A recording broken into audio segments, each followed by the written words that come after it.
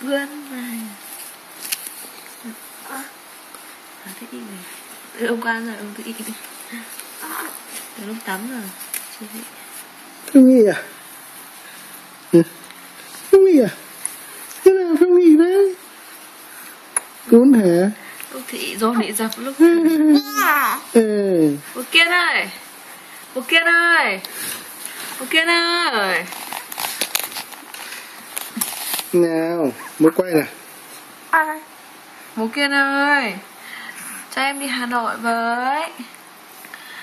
Kiên ơi, bé em. Bố ơi, bé em.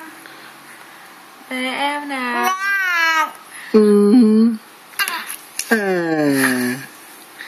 Con gái bố à? Không có đi Hà Nội không? Đi Hà Nội với bố nhá. Nhá, hai bố con đi Hà Nội nhá. Mẹ ở nhà một mình nhá.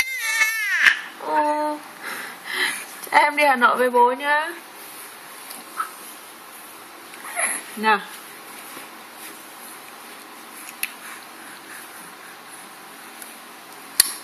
Con à?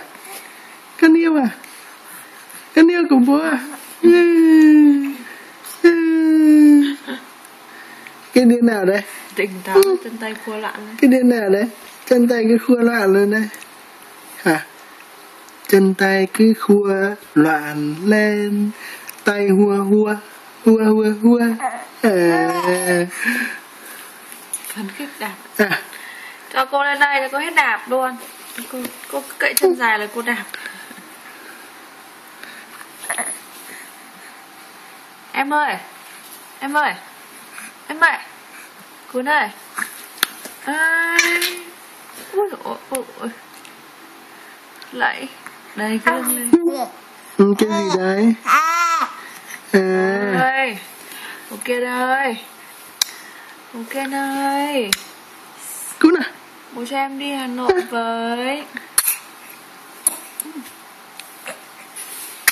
Ôi sặc. Đây. Sặc. Ấn nước bọt. Đi đây con. Đi đây con.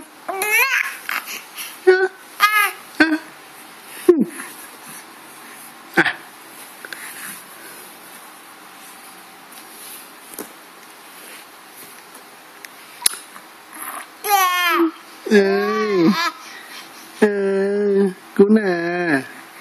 Lên Hà Nội với bố nhá. Nha. Bố quay xong lên bố ngắm con đấy.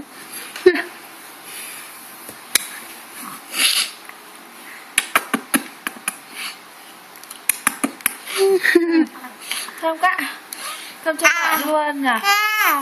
Ơi, Quý ơi à, em gọi Quý ơi à? Hả? Hôm nay mẹ lau lưỡi sạch rồi nhỉ? Xinh rồi, xinh gái rồi. Xinh gái mặc áo đẹp rồi. Trời ơi. Hôm nay được mặc áo đẹp thích nhỉ? Mua áo đẹp từ bao giờ mà bây giờ mặc mới vừa này. Mặc vừa thì sắp hết mùa rồi.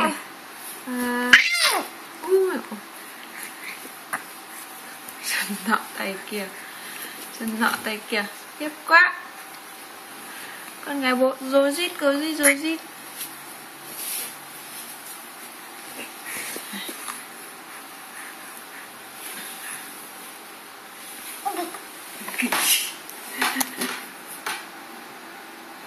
Đi đây. Nhìn bố à? Mẹ bắt thử gì? Nhìn bố à? Quay sang nhìn bố à?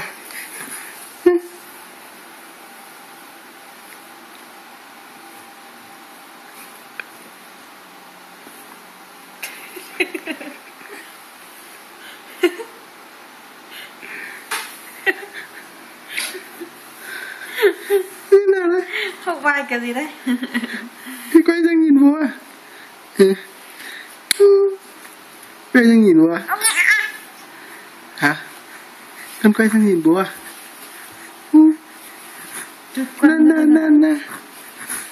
Nè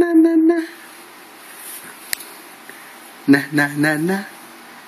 Na na na na. Oh.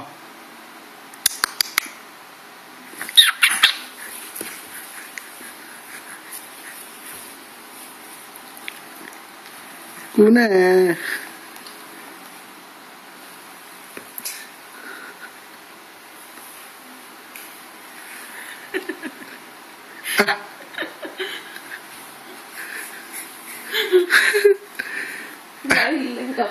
Con không lật được à?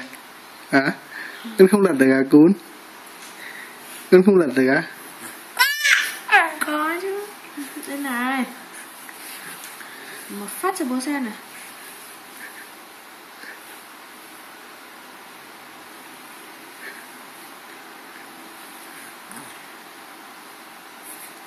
Mình dạy bài đâu hết rồi, bài mình dạy đâu hết rồi. Bằng một tay một phát cho đá trồng lên, trồng hai cái tay lên.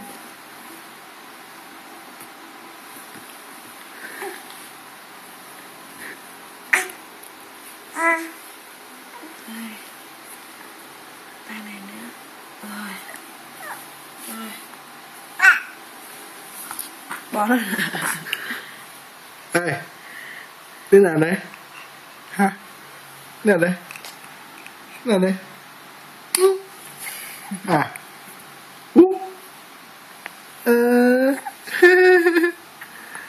Đây này. Nhắc nào được lên rồi à? Ồ chà. Ồ. Ồ.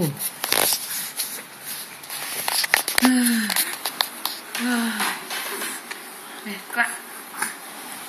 Mệt quá nhỉ. Mệt quá.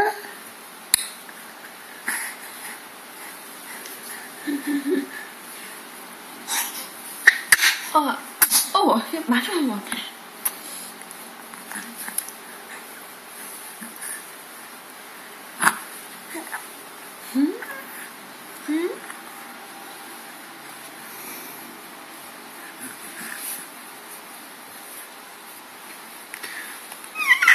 Ôi trời ơi, chích xe.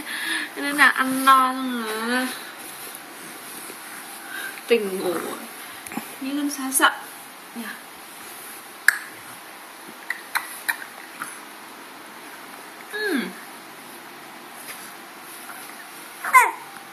Đi Hà Nội với bố không? Mai đi Hà Nội với bố nhá. Hai bố con đi Hà Nội nhá. Để ở nhà chơi nhá. Nào. Nào. Gì đấy? Em lại ngắm tay xinh à? Tay xinh của ai đây? Hả?